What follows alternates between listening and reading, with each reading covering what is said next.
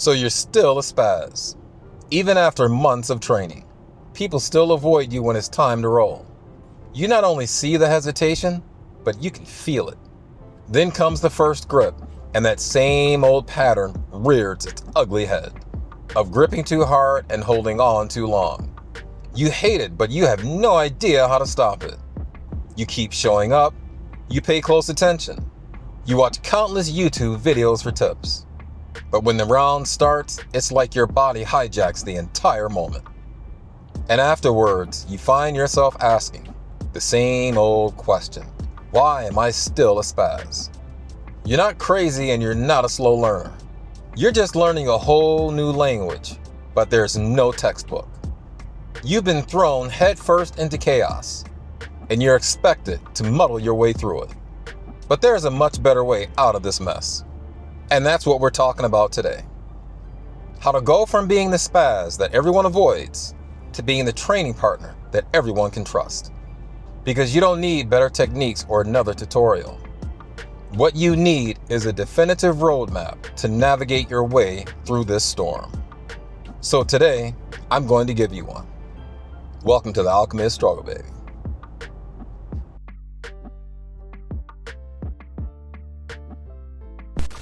So this video is actually inspired by a recent comment.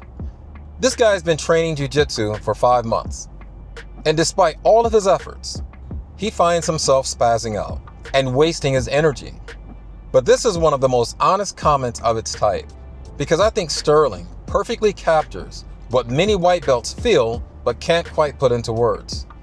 It's that moment of panic, of knowing you're making things worse but feeling absolutely powerless to stop it.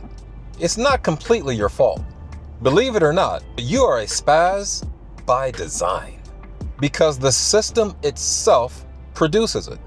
OG American black belt Chris Howder says something that I think is just spot on and helps explain this. Environment defeats will. What does that mean? Well, you have the desire, the will to not be a spaz, but your efforts are defeated by a broken system because you're thrown into a class midstream with no on-ramp or structure. So the result is panic in your body and confusion in your mind. And the only strategy that emerges is to flail, grab, and hold. In other words, to spaz out. Again, think of it like a language. When you learn a language, you start with the basics. First, you learn the letters, and then you learn to form simple words from those letters. And then you learn to form simple sentences from those words, on to simple paragraphs from those sentences. And eventually, you start learning the intricacies of grammar. But when you walk into your first jiu-jitsu class, it's like walking into a foreign language class, not at the beginning of the semester, but in the middle of the second semester.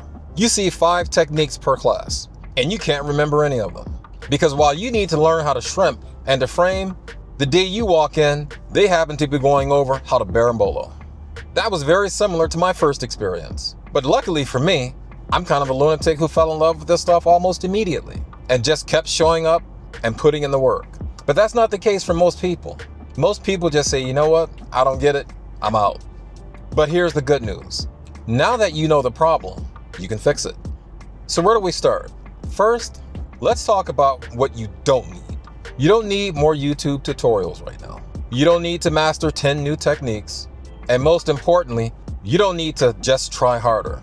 Because just trying harder at doing the wrong thing just gets you to the wrong place faster. The shift that I'm talking about is not physical, it's philosophical. So the first thing you need to do is to reset your expectations. You wouldn't expect to write an essay in a new foreign language only after 3 weeks of class. Similarly, you cannot expect fluid, calm rolls after just a couple of months of training jiu-jitsu. So I'm going to pull you guys a little bit into my world of philosophy because I think it's relevant. And if this philosophical mumbo jumbo frustrates you, I'm sorry, but I spent many years buried in this stuff as an undergrad, so this is the language that I speak. A friend and coworker of mine years ago reached out to me, and he's like, dude, how do you stay calm in the middle of work chaos or in some of these meetings where people say some of the dumbest shit and get in the way of progress? So I described to him this habit that I developed a long time ago. Every morning when I get up, I actually read Marcus Aurelius, the Meditations. And in either book 1 or book 2, he opens up with setting the expectations for the day. I'm going to include part of his quote on the screen, and then we're going to customize it to the chaotic jiu-jitsu environment you've just walked into. Marcus Aurelius states this: begin the day by telling yourself, today I shall be meeting with interference, ingratitude, insolence, disloyalty, ill will, and selfishness. All of them due to the offender's ignorance of what is good or evil. But for my part, I have long perceived the nature of good and its nobility, the nature of evil and its meanness, and also the nature of the culprit himself, who is my brother. But the point is this: start the day with the expectation that people are going to get in your way, that things aren't going to go your way, and that yes, it may be a bit chaotic. But most importantly, don't take it personally and don't be too hard on the other person. So if we customize this to the jiu-jitsu experience, we can say the following: I'm probably going to get smashed. I will feel lost and stupid, and training partners might avoid me. And despite my best efforts, I'm probably going to spaz. But today, I'll do a little bit better and be a little less spazzy. And that's good enough for now, because I'm building awareness, not perfection. The next step is you have to change how you approach learning. Instead of trying to absorb the entire class and every technique, focus in on one technique or a single concept, not 5 or 6. And I'll give you a good example of this. I went to my first jiu-jitsu seminar in 2018, 3 or 4 hours long, several techniques, but I only remember one. And that one technique became a part of my game and helped me win more than one tournament.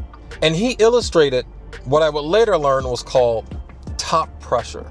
And I watched this guy on the bottom, and it was like I was witnessing his soul leave his body. And all I could think was, I don't know what the hell this voodoo is, but I need to learn it. And from that day on, I became obsessed with top pressure. Had I tried to absorb every technique that was taught that day, it's very likely that I would not have remembered any of them. That's how you approach this confusing environment early in your journey. For example, focus on keeping those T-Rex arms we talked so much about. Focus on properly framing to avoid getting smashed in side control. Control your breathing while you're in those difficult positions. I actually still do this. This is gonna sound crazy to some of you. Sometimes I allow people to actually get knee on belly on me, and a really tough knee on belly where they're really driving the knee in, and I just sit there for a few moments. And I remind myself to breathe through my belly, not through my chest. Because there's going to come a time when I'm stuck in someone's knee on belly and I can't get out. And the only thing I can do is to breathe properly. Next, understand that you are going to lose and you are going to get smashed. That is not optional. But what is optional is how you process it. Don't just survive the round. Use it as a data gathering mission. If you panicked, ask yourself, what triggered the panic? When did you grip too tight or too long? What position confused you the most? And where did you find success, even if it was just something small? Instead of agonizing over how much you suck at jiu-jitsu, meditate on these questions instead. You want to learn early on to start tracking patterns instead of points on an imaginary scoreboard. After you've grown accustomed to focusing on a single technique, expand that out into a theme for the week, and everything that you do filters through it. Next, during your roll, remind yourself that this isn't a test.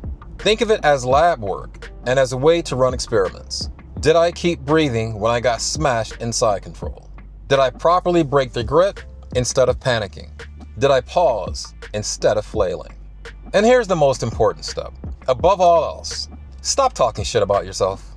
You're not a spaz. You're a beginner operating under a chaotic system with no clear framework. So from this point forward, your training has an actual roadmap.